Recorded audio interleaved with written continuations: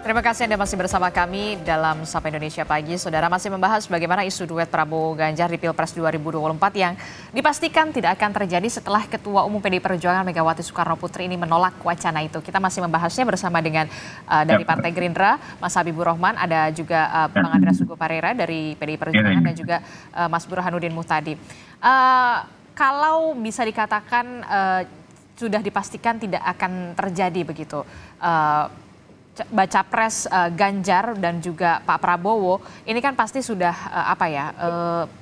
ibaratnya punya bisa dikatakan pasti akan berkontestasi itu dengan bakal calon wakil presiden. Nah ini yang jadi pertanyaan Bang Andreas, siapa sebenarnya bakal calon wakil presidennya? Kenapa begitu lama? Pertimbangannya apa saja? Kalau memang sudah mantap. Kalau sebut nama pasti enggak, karena itu ya ketika diputuskan, diumumkan baru kita dengar semuanya gitu. Jadi ya saya kira hal yang sama juga ada pada ya Pak Habibur Rahman, Mas Habibur Rahman dan kawan-kawan gitu. Dalam arti bahwa ya proses itu kan masih berjalan dan tapi kan ada beberapa nama yang kemudian menguat, ada kemudian nama Mahfud MD begitu, terus sudah ada juga dari Sandiaga Uno yang sudah pasti disodorkan dari Partai Persatuan Pembangunan. Seperti yang kita lihat ini ada berupa nama-namanya, kemudian juga ada Khofifah Indar Parawansa yang juga perwakilan dari perempuan begitu. Kalau dari PDI Perjuangan sendiri melihatnya seperti apa nama-nama ini? Ya itu kan nama-nama yang ya muncul dari publik, dari pembicaraan-pembicaraan di berbagai kelompok-kelompok masyarakat, dan itu wilayahnya nanti Mas Burhan yang nanti menganalisa itu gitu. Di partai politik ya tentu kami memperhatikan berbagai macam dinamika, dan nanti yang memutuskan itu adalah ketua umum bersama dengan ketua-ketua partai yang akan mendukung Mas Ganjar. Oke, termasuk juga ternyata melirik juga nih kadernya Mas Gibran Rakabuming Raka, betul ya? Yang juga kemudian dilirik juga nih sepertinya sama Partai Gerindra. Jadi rebutan begitu maksudnya? Ya halo? Kalau ini kemana nih? Ke Bang Andreas. Kalau Mas Gibran kan persoalan pertama masalah umur. Yang menjadi kendala. Jadi hal itu udah pasti nggak bisa gitu. Kemudian juga Mas Gibran kan adalah kader PDI Perjuangan dan beliau sendiri sudah menyampaikan bahwa ya beliau menunggu arahan dari Ketua Umum PDI Perjuangan gitu, Bu Megawati Soekarno Putri. Jadi isu-isu ini sebenarnya sudah seharusnya bukan menjadi topik yang dibicarakan ke depan. Dan di PDI Perjuangan kami melihat dan menangkap semua pembicaraan-pembicaraan itu, dan kita tetap fokus pada bagaimana mempersiapkan pemenangan infrastruktur pemenangan untuk Mas Ganjar. Oke, termasuk juga kan kita lihat ada nama Mahfud MD juga yang kemudian belakangan juga menguat ini, Bang Andreas. Betul, artinya nama seperti Pak Mahfud, nama seperti Ibu Khofifah, juga nama-nama yang sebelum-sebelumnya juga sempat dibicarakan, ya kita belum tahu gitu bagaimana dinamika yang terjadi. Karena saya melihat bahwa kita semua menduga bahwa ini masih ada waktu pertama. Kemudian keputusan ini juga bisa dibuat di dalam antara tanggal 19 sampai tanggal 25 nanti gitu. Jadi masih ada ruang. Jadi masih ada ruang waktu yang cukup untuk menentukan momentum yang paling tepat untuk diumumkan kemudian ya didaftarkan gitu. Jadi masih ada waktu kurang lebih berapa minggu nih kita lihat kalau sampai tanggal 25 artinya masih ada 3 minggu. Oke, masih ada 3 pekan, masih menunggu momentum yang pas nampaknya ya untuk mengumumkannya. Jangan-jangan mepet-mepet ya seperti yang persis sudah. 3 pekan. Mas Habibur Rahman, gimana nih kalau Mas Habibur Rahman sendiri kan Pak Prabowo sudah mantap nih sebagai capres. Nah itu dia bakal calon wakil presidennya siapa? Sudah ada beberapa nama. Salah satunya juga yang kita lihat member baru. Ada juga Mas Ahaye, kemudian ada Bu Khofifah juga yang masuk dalam radar. Bagaimana Anda melihat ini?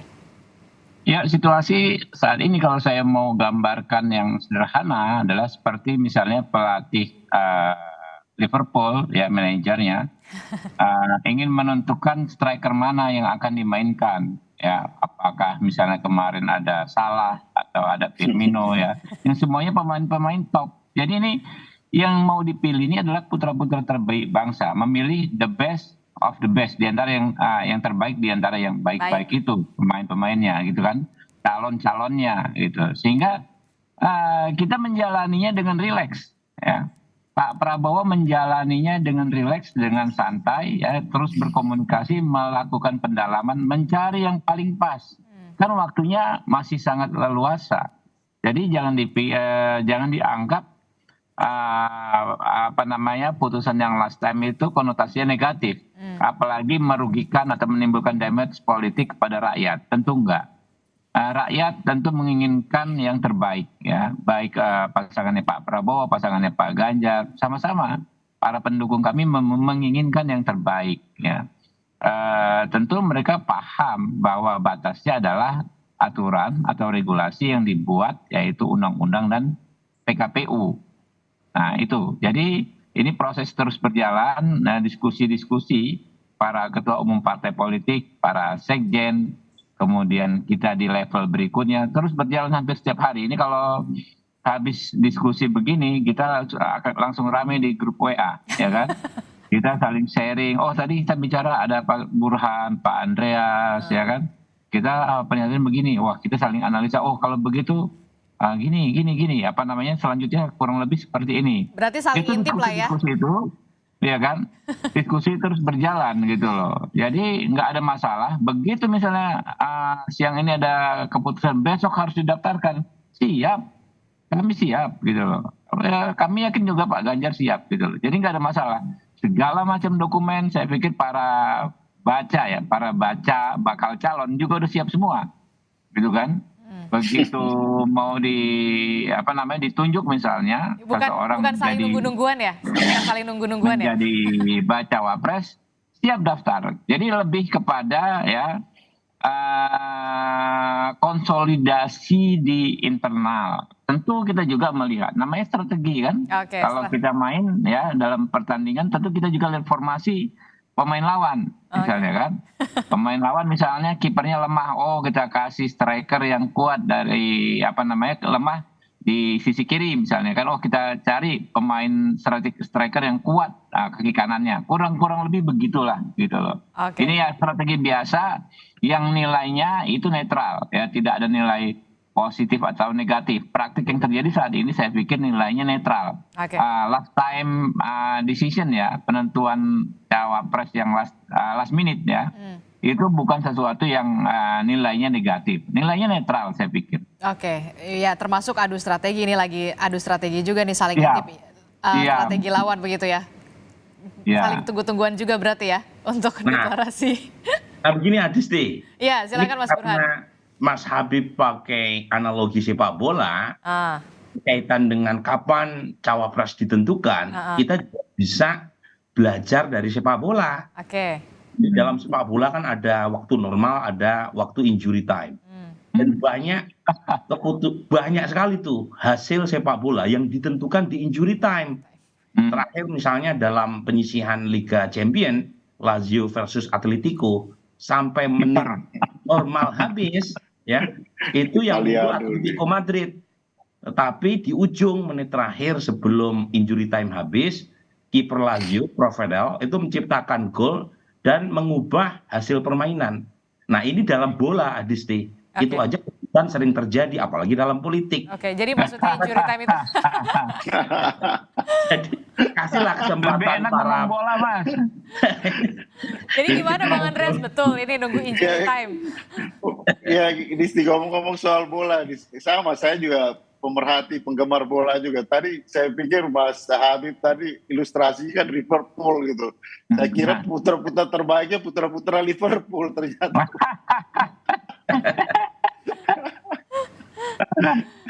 Jadi kalau Mas, Tapi ya, oke, silakan Bang Andreas.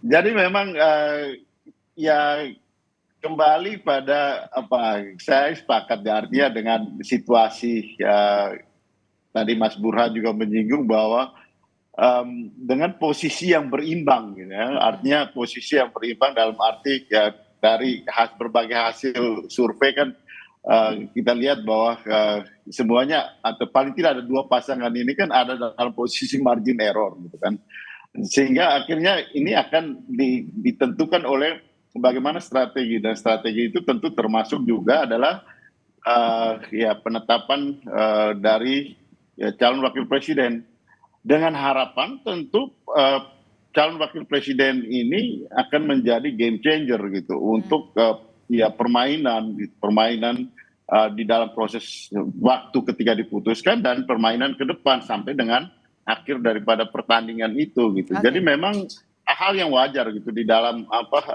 ya kontestasi, ya sama seperti tadi ilustrasi soal kontestasi di sepak bola, atau juga mungkin kalau kita lihat desainnya di catur, juga di dalam kontestasi pilpres ini, hal seperti ini adalah hal yang biasa. Kita lihat juga dalam periode-periode yang kemarin juga proses seperti ini terjadi gitu. Okay. Kita memahami betul bahwa masyarakat tentu menghendaki lebih cepat, tapi tidak berarti yang lebih awal diumumkan itu pasti selalu baik gitu.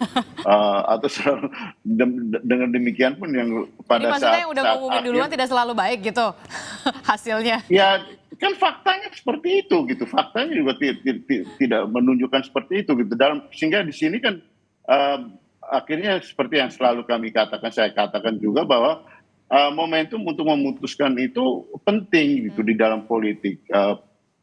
Momentum politik itu akan menentukan juga akselerasi dukungan pada saat-saat atau pada waktu-waktu berikutnya gitu. Oke, Mas Burhan, ini kan kalau kita lihat ya bisa dikatakan Gerindra dan juga PDI Perjuangan ini ya seperti polanya, patternnya sama seperti yang sudah injury time. Bisa dikatakan kalau di kampus tuh posisi menentukan prestasi gitu kan ya. Nah kalau Mas Burhan sendiri melihatnya bisa dikatakan apa ya? Memang seperti itukah adu strateginya, atau ada perhitungan lain yang bisa dikatakan kesepakatan-kesepakatan yang sekarang lagi digodok ini? Ya begini ya, memang ada banyak variabel yang harus dipertimbangkan terkait dengan pemilihan cawapres. Selain dinamika jelang pendaftaran juga harus dicermati. Nah, satu sisi MK terkait dengan keputusan apakah capres-cawapres bisa berusia di bawah 40 tahun, itu belum fix. Ya, MK belum mengeluarkan keputusan.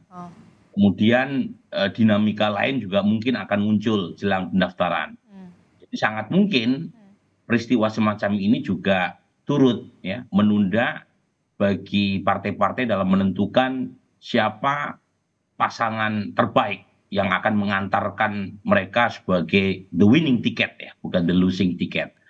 Nah, selain tentu saja soal kapan deklarasi pasangan itu disampaikan, itu juga masih terbuka karena waktunya juga belum habis ya, sampai tanggal 25 Oktober. Nah, pertimbangan strategisnya, Disti, bisa banyak hal untuk merasionalisasi mengapa partai-partai belum juga mengambil keputusan siapa capres buat Pak Prabowo atau Mas Ganjar. Pertimbangan strategi yang mungkin bisa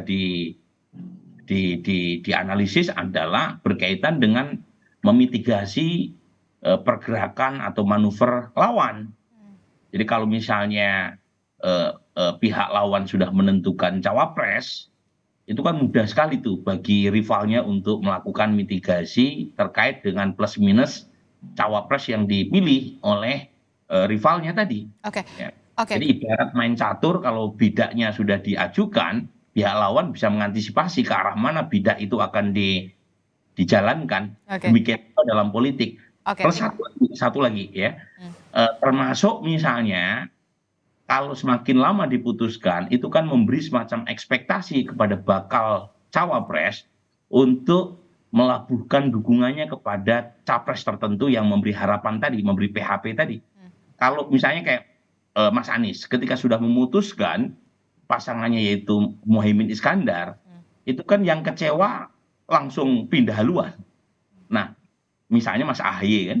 Nah, demikian juga misalnya kalau Pak Prabowo atau Mas Ganjar, kalau sudah diputuskan cawapresnya, sementara sebelumnya ada sekian nama yang berharap-harap cemas dipilih sebagai pendampingnya Mas Ganjar atau Pak Prabowo sebagai cawapres, itu kan bisa lari ke tempat yang lain. Nah, ini keuntungannya ya kalau misalnya keputusan cawapres ditentukan sampai ujung. Oke, jangan sampai ada yang kecewa, jangan sampai ada yang merasa tersakiti begitu ya. Oke, Mas Burhan, terakhir singkat saja. Ini kan bisa dikatakan suara Pulau Jawa ini menentukan kemenangan. Bukan bermaksud untuk Jawa sentris ya, tapi bisa dikatakan suara Jawa ini menentukan kemenangan Pilpres 2024. Siapa yang kira-kira potensial dari sekian banyak nama? Ya betul ya, jadi Jawa ini menjadi kunci semata-mata karena urusan pemilu tidak bisa dilepaskan dari matematika. Oke. One person, one vote, one value. Dan pada titik di mana Jawa menyumbang hampir 60% dari total populasi pemilih di Indonesia, maka siapa yang menguasai Jawa, dia yang menguasai Indonesia. Betul. Kecuali kalau sistem pemilunya diganti seperti model Amerika. Nah, untuk per kali ini memang menarik ya. Pertama, Pak Ganjar unggul cukup telak ya, 67% di Jawa Tengah. Pak Prabowo sekitar 22%. Mas Anies single digit di Jateng. Tetapi keunggulan di Jawa Tengah yang diperoleh oleh Mas Ganjar per hari ini ya berdasarkan survei itu bisa dikompensasi oleh kemenangan telak Pak Prabowo di Jawa Barat. Jadi per hari ini Pak Prabowo unggul memang tidak setinggi perolehan suara Mas Ganjar di Jawa Tengah, kisaran sekitar 45-47% keunggulan Pak Prabowo, tapi Mas Ganjar lemah di Jawa Barat. Tapi jangan lupa Jawa Timur. Populasi pemilih Jawa Barat itu jauh lebih besar ketimbang Jawa Tengah. Jadi meskipun tidak mencapai 50%, keunggulan Pak Prabowo itu keunggulan dari sisi populasi warga Jabar tadi langsung bisa mengkompensasi kekalahan Pak Prabowo di Jawa Tengah. Nah, akhirnya siapa yang menentukan? Karena Jawa Barat, Banten Pak Prabowo juga menang telak. Tetapi di Jakarta yang unggul Mas Anies. Peringkat kedua Mas Ganjar, peringkat ketiga di Jakarta adalah Pak Prabowo. Nah, lantas pertanyaannya karena relatif berimbang, ada yang menang, ada yang kalah, mana yang menentukan? Jawa Timur. Jadi Jawa Timur jadi kunci. Nah, per hari ini Mas Ganjar masih unggul, itu mungkin bisa mengkompensasi kekalahan Mas Ganjar di Banten. Mas Ganjar telak sekali kalahnya di Banten ya. Di Jawa Timur Mas Ganjar per hari unggul, tetapi selisihnya dengan Pak Prabowo nipis ya. Nah, yang jadi PR memang tetap pasangan Mas Anies dan Gus Muhaimin ya, karena ekspektasi mereka setelah menggandeng PKB kan suara di basis NU terutama Jawa Timur dan Jawa Tengah meningkat. Nah, ekspektasi itu per hari ini belum menemukan harapan ya. Jadi harapannya belum bisa dipenuhi ya per hari ini ya. Jadi bisa dikatakan suara Jawa Timur bisa menjadi kunci lah ya, baik itu untuk PDI Perjuangan ataupun dari. Jadi Jawa Timur itu Ohio-nya Indonesia. Baik. Semoga mendapat pencerahan ya, baik dari PDI Perjuangan dan juga Partai Gerindra. Nanti akan adu strateginya semacam apa dan strikernya akan bagaimana yang memainkannya ya. Termasuk di injury time akan seperti apa. Terima kasih Mas Burhanuddin Muhtadi telah bergabung bersama kami. Bang Andreas Pareira dan juga ada Mas Habibur Rahman telah bergabung bersama kami. Saya sendiri sampai bingung loh. Kan di media tiba-tiba dibilang gini. Oh iya sudah ada persetujuan bahwa nanti Pak Prabowo jadi presidennya, Pak Ganjar jadi wakil presidennya. Aku terus di rumah melongo bae. Ini yang ngomong ki sopo yo? Lah aku kok ketua umumnya malah nggak ngerti. Coba wes nggak usah didengerin. Lo kok enak banget gitu loh, gatok-gatok kan. Penolakan duet Prabowo Ganjar di Pilpres 2024 secara tersirat disampaikan Ketua Umum PDIP Megawati Soekarno Putri dalam Rakernas keempat PDIP. Menurut Mega, Prabowo Ganjar tidak cocok menjadi pasangan. Karena itu, isu duet Prabowo Ganjar tidak perlu digubris. Penolakan Megawati ini pun ditanggapi oleh Gerindra yang menyatakan menghormati keputusan PDIP dalam menentukan peluang kerjasama. Gerindra menyebut koalisi pendukung Prabowo saat ini tengah fokus mempersiapkan pendaftaran Capres-Cawapres. Apa yang disampaikan dalam Rakernas PDIP adalah keputusan dari PDIP tentang pencapresan dan itu kita hormati dan menjelang pendaftaran yang tidak berapa lama lagi marilah kita kemudian sama-sama berkonsentrasi untuk mempersiapkan segala sesuatunya bagi kelancaran Pilpres. Ya, saya pikir masing-masing partai kan sudah menetapkan pilihannya dan saya pikir kita konsentrasi pada kontestasi yang teduh. Jika duet Prabowo Ganjar gagal, lalu siapa yang bakal menjadi pasangan keduanya? Pertanyaan itu memang belum terjawab hingga kini. Mendekati waktu pendaftaran ke KPU pada 19 Oktober mendatang, sejumlah nama terus bermunculan.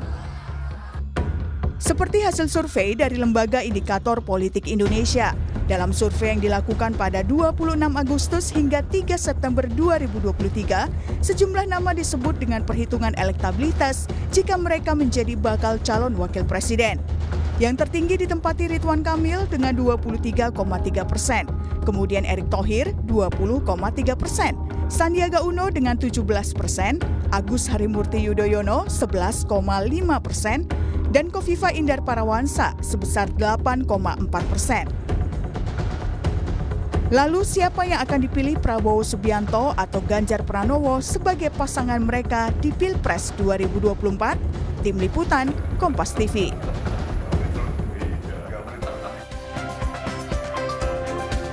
Saudara, isu duet Prabowo Ganjar di Pilpres 2024 dipastikan tidak akan terjadi setelah Ketua Umum PDI Perjuangan Megawati Soekarno Putri menolak wacana itu. Lalu siapa yang akan dipilih keduanya sebagai rekan duet di Pilpres 2024 dan apa yang menjadi pertimbangan keduanya dalam menentukan pasangan? Kita bahas soal ini bersama dengan sejumlah narasumber. Sudah ada Direktur Eksekutif Indikator Politik Indonesia Burhanuddin Muhtadi, ada politisi PDI Perjuangan Andreas Hugo Parera dan juga Wakil Ketua Umum Partai Gerindra Habibur Rahman. Selamat pagi, assalamualaikum. Selamat pagi. Waalaikumsalam. Pagi. Saya ke Bang Andreas dulu deh. Bang Andreas, ini kan secara apa ya bisa dikatakan terang-terangan lah kemarin di Rakernas Ibu Ketua Umum Bu Mega bilang ini sampai melongo nggak tahu kenapa bisa begini ada isu duet ini. Bahkan Bu Mega mengatakan nggak tune in gitu. Apa yang menyebabkan nggak tune in sebenarnya?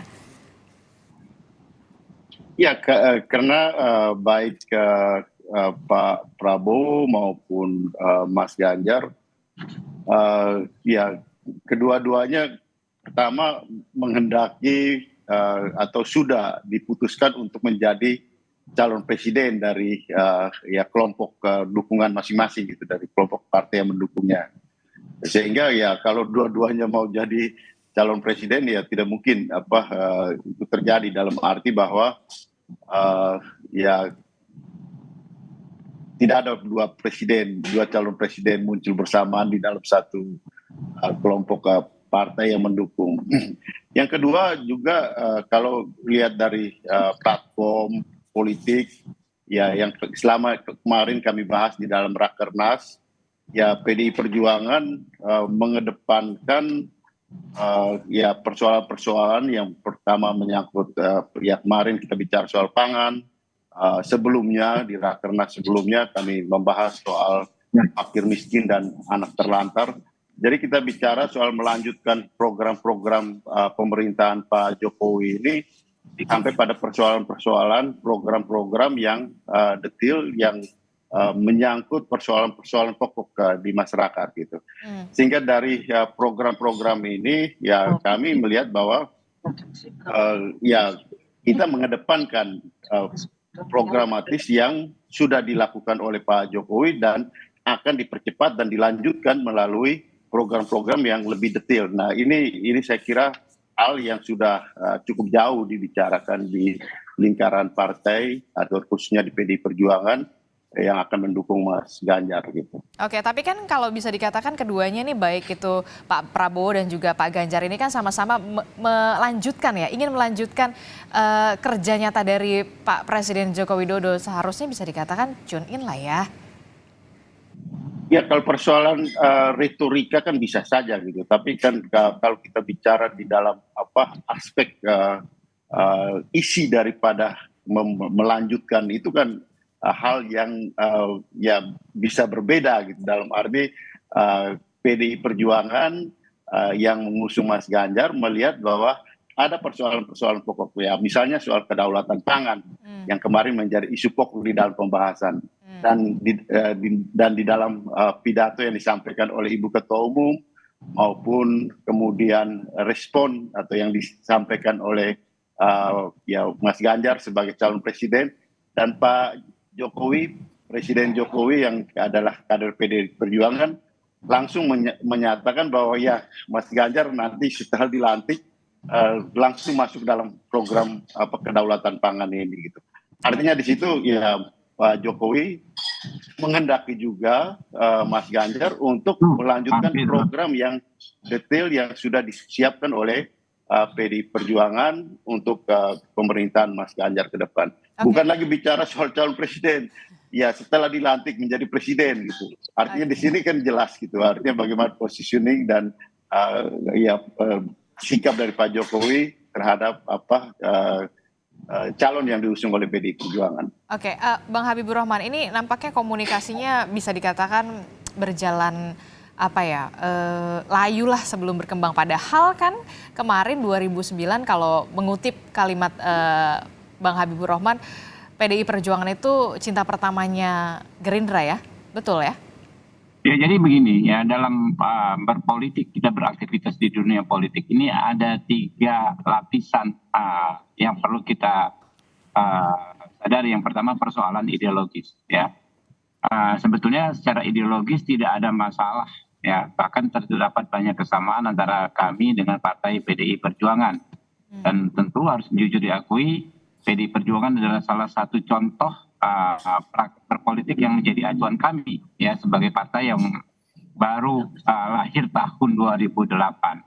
Lalu lapis yang kedua adalah soal politik ya. Kami juga memiliki banyak kesamaan dengan PDI Perjuangan, yaitu sama-sama memandang bahwa pemerintahan saat ini sangat berhasil dan harus dilanjutkan ya.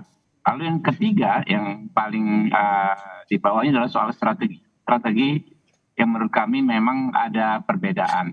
Kenapa? Kami sama-sama memiliki capres yang sudah ditetapkan oleh partai dan koalisi masing-masing ya, sehingga menurut saya sejak awal tidak realistis usulan duet Pak Prabowo Ganjar. Kami tidak mungkin memandang rendah PDI Perjuangan yang sudah menetapkan capresnya lalu menawarkan posisi cawapres. Di sisi lain Pak Prabowo kan tidak mungkin juga menjadi cawapres. Ya, pendeknya tidak mungkin satu koalisi 2 capres. Nah, sehingga menurut saya nggak ada masalah juga. Inilah realitas dan dinamika politik yang harus kita hadapi ya. Kita sama secara ideologis, sama secara politik, tapi beda dalam konteks pilihan. Itulah yang disampaikan selalu oleh Pak Prabowo. Kontestasi ini kita jalani dengan damai, dengan guyup, dengan rukun. Jangan sampai perbedaan pilihan ya membuat kita terpecah belah, ya, merasa paling benar sendiri, ya kan, merasa tidak ada pihak di luar kita yang benar.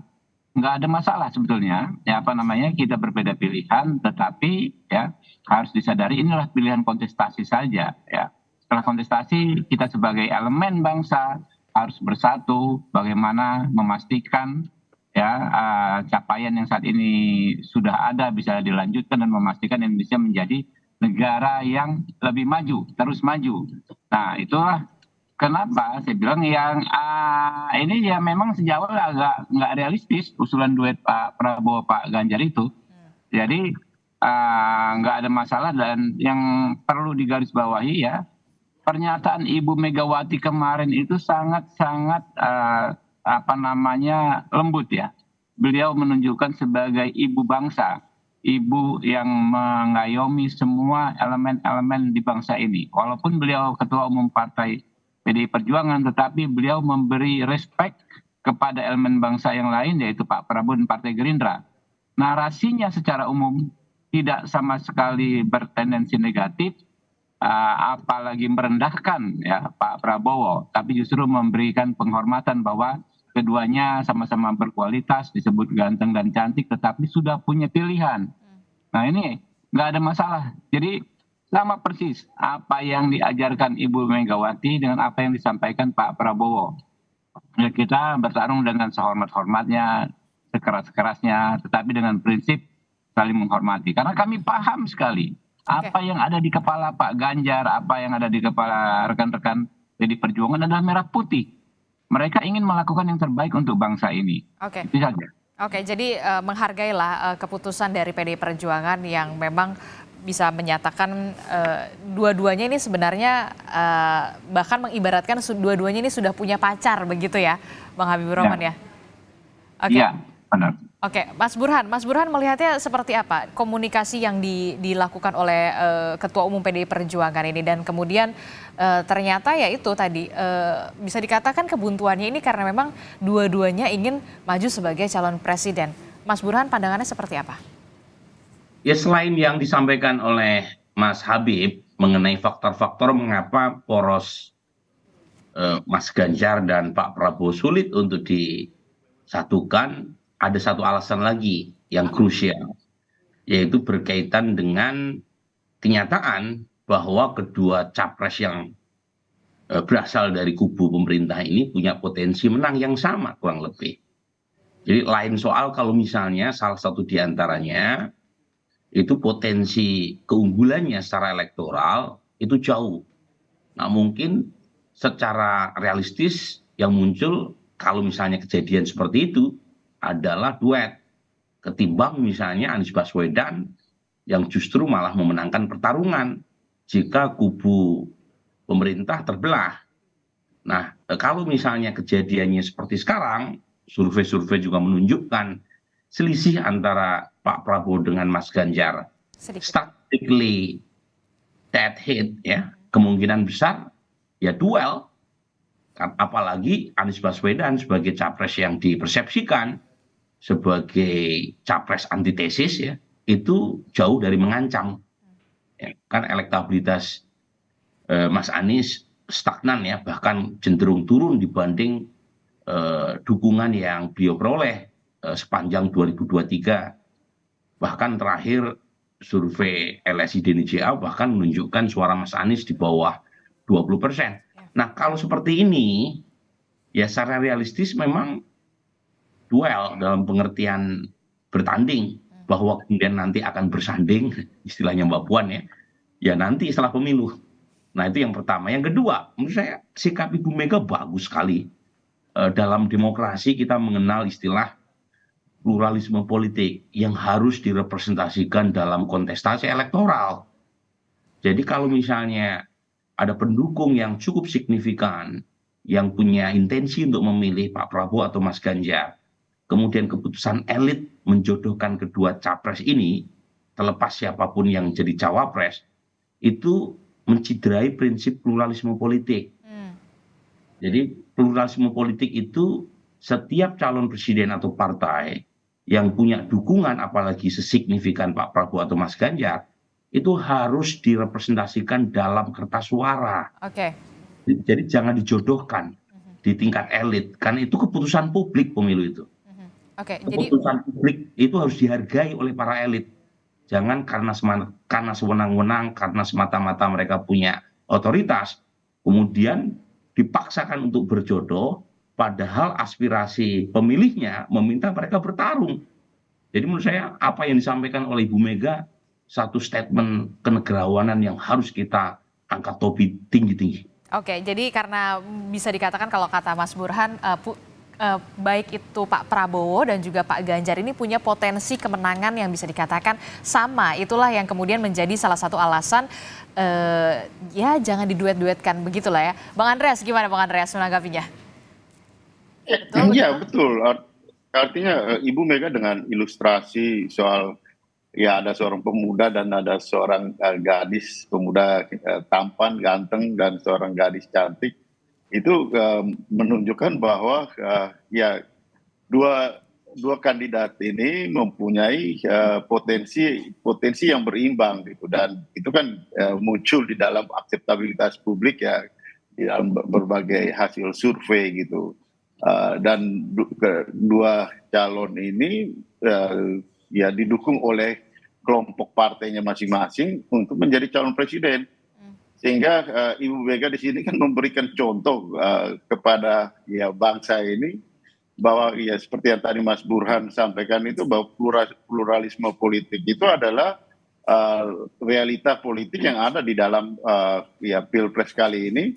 Ya, dan marilah kita berkontestasi secara terbuka, secara fair, secara jujur, dan itulah demokrasi yang ada di Republik ini gitu. Jadi Ibu Mega menyampaikan itu secara terbuka, dan sebagai seorang ketua partai yang juga adalah seorang negarawan, Ibu Mega sudah sangat matang, sangat berpengalaman dalam situasi seperti ini, sehingga keputusan itu adalah keputusan bukan hanya untuk ya memenangkan, tetapi juga mendidik demokrasi di Republik ini gitu. Oke, berarti bisa dikatakan pendekatan antara Gerindra dan juga PDI Perjuangan ini bisa dikatakan sudah tertutup rapat begitu, Bang Andreas, Mas Habibur Rahman? Ke siapa ini? Ke Bang Andreas. Ya, seperti yang kita lihat bahwa dinamika yang terjadi dan apa yang disampaikan oleh Ibu Ketua Umum, Ibu Megawati Soekarno Putri, itu adalah realita, bahwa ada isu-isu itu kan isu, makanya Ibu Mega juga mengatakan dari mana hal ini muncul gitu, beliau sendiri tidak tahu, tapi kok ada berita-berita seperti ini kan artinya beliau menyatakan bahwa hal itu tidak benar, karena keputusan itu datang dari beliau sendiri sebagai seorang yang mempunyai otoritas untuk mengambil keputusan gitu. Jadi sekaligus dalam hal ini kan artinya beliau menghargai, tapi juga menyampaikan secara tegas, terbuka, bahwa saya tidak pernah berpikir seperti itu gitu dengan realita politik yang ada ini gitu. Oke, belum sempat belum terfikirkan oleh Bu Mega untuk menduetkan pasangan Prabowo Ganjar ataupun Ganjar Prabowo begitu ya. Nah, kalau dari Bang Habibur Rahman sendiri, apakah ini juga nanti pendekatannya lama-kelamaan ya mundur teratur atau seperti apa, ataukah memang komunikasi politik tetap terbuka? Ya, kurang lebih sama ya dengan yang disampaikan senior saya, Bung Pereira ya, Andreas, bahwa ya justru kan ini kan dua pihak ya, baik Gerindra Pak Ganjar, Gerindra Pak Prabowo, PDI Pak Ganjar, kita ini kan juga kadang-kadang sama-sama bingung gitu kan, ini dari mana? Ya kan ya, apa namanya isunya, seperti yang disampaikan Bu Mega. Makanya sejak awal kalau Anda tracking semua pernyataan kita kan semua sama-sama normatif, baik Gerindra maupun PDI Perjuangan. Memang dalam politik tidak ada istilah tidak mungkin, oke lah, tetapi seberapa besar kemungkinannya? Dan ini kan terus mengecil ya, pasti terus mengecil, secara realistis lah. Katanya nggak boleh bilang nggak mungkin, tapi kalau nggak boleh bilang nggak mungkin ya kita bilang kemungkinannya kecil. Terus mengecil gitu loh. Kenapa? Karena memang ini semuanya sudah on the track masing-masing. Kami sudah merumuskan 12 program, kemudian visi misi, sampai dengan rencana sosialisasi di sekian kota gitu kan, dengan partai-partai koalisi pendukung Pak Prabowo gitu kan. Ditambah lagi kemarin ada rekan-rekan Partai Demokrat membawa banyak pasukan juga ya, dan masukan juga, pasukan dan masukan ya soal bagaimana kerja-kerja pemenangan ke depan. Nah itu kan kita sudah berjalan semua Mbak, gitu ya. Bagaimana misalnya ada sesuatu hal yang besar terjadi, ya ini kan berarti harus merubah apa yang sudah kita siapkan. apakah mungkin gitu loh merubah hal strategis yang sudah kita sepakati dan sudah mulai kita implementasikan saat ini. Jadi menurut saya nggak akan terlalu rumit lah sekarang ini. Waktu tinggal beberapa minggu saja, ya kan, didaftarkan, lalu untuk sampai ke pemilu juga tinggal beberapa bulan lagi. Setelah itu pasti situasinya akan rileks. Kita akan ketemu sebagai sesama sahabat ya, yang punya komitmen sama soal keberlanjutan pemerintahan saat ini. Mengutip pernyataan dari Bang Habibur Rahman, tidak ada yang tidak mungkin, tapi kemungkinan ke arah situ kecil, Mas Burhan. Mas Burhan melihatnya seperti apa? Berarti 2 poros udah pasti terbantahkan, sekarang ada 3 poros begitu. Bisa dikatakan nanti 2 putaran begitu? Jadi sama ya sebenarnya ya. Saya tidak ingin menutup kata mustahil dalam politik. Karena politik itu seni dalam bermain kemungkinan. Tetapi pertanyaannya seberapa besar kemungkinan itu terjadi. Per hari ini mengasumsikan 2 poros keberlanjutan bersatu dalam satu perahu, meskipun tidak ada kata mustahil sebelum didaftarkan ke KPU, tetapi kansnya, peluangnya itu kecil sekali. Karena tadi alasan yang sudah kita diskusikan di segmen sebelumnya. Nah, yang ditanyakan berikutnya adalah apakah ini artinya 3 poros? Ya bisa jadi. Jadi per hari ini 3 poros yang mungkin ada di meja ya pemilih. Nah, 3 poros itu adalah Anies bersama Gus Muhaimin, kemudian Pak Prabowo bersama pasangan yang belum ditentukan, satu lagi Mas Ganjar. Ya, yang lagi-lagi masih jomblo, tetapi masih ada waktu ya sampai pertengahan hingga 25 Oktober bulan ini. Nah, apakah itu yang nanti akan ditetapkan oleh KPU? Kita belum tahu. Karena jangan-jangan 2 poros tetap berlangsung, Mas Ganjar versus Pak Prabowo, sementara poros yang satu kempes. Kan bisa jadi sepanjang belum didaftarkan. Kempes gimana maksudnya Mas Burhan? Ya lagi-lagi kan ada kemungkinan. Awalnya kan muncul ide poros Pak Prabowo dan Mas Ganjar bersatu melawan Mas Anies, itu kan munculnya dari Pak Jazilul Fawait ya, dari PKB. Jangan-jangan yang terjadi kritik atau analisis Pak Jazilul Fawait kembali ke alamat pengirim. Waduh. Justru PKB-nya yang kempes dan kemudian pindah ke salah satu poros keberlanjutan. Dan kalau misalnya PKB pindah ke lain hati, itu PKS dan Nasdem tidak cukup mengusung Mas Anies, perlu 20% minimal. Tapi lagi-lagi kemungkinan itu kan kecil juga karena Gus Muhaimin sudah dideklarasikan bersama Mas Anies maju. Tetapi lagi-lagi akad yang mereka bangun selama ini itu baru akad keperdataan antar partai, belum didaftarkan ke lembar negara. Nah, lembar negaranya itu ada di tangan KPU. Jadi maksudnya baru nikah siri gitu? Iya, itu kan namanya, Mas Disti, Anda kan lihat PKB itu. PKB tahun sebelumnya sama Mas Habib, tiba-tiba nggak ada angin, nggak ada hujan, ya. Nggak kirim sinyal kiri dan kanan tiba-tiba ke Mas Anies. Ya kan yang bisa menafsirkan Gus Muhaimin kan, makanya saya pernah menyebut dalam Twitter saya, dan itu viral, jutaan orang itu yang nonton. Wah, ada 3 misteri Tuhan. 1 adalah jodoh, 2 kematian, yang ketiga Muhaimin Iskandar. Ya sih, siapa tahu tiba-tiba di ujung PKB belok lagi, gitu kan? Lagi-lagi itu semuanya itu belum resmi sepanjang janur kuning belum melengkung. Nah, kapan itu? Setelah KPU menetapkan. Selama janur kuning belum melengkung, 3 misteri Tuhan itu belum terpecahkan siapa jawabannya, dan apa pula jawaban siapa nama bakal calon wakil presiden yang akan mendampingi, baik itu dari Pak Ganjar ataupun Pak Prabowo. Kita akan bahas usai jeda, jadi tetaplah bersama kami di Sapa Indonesia Pagi.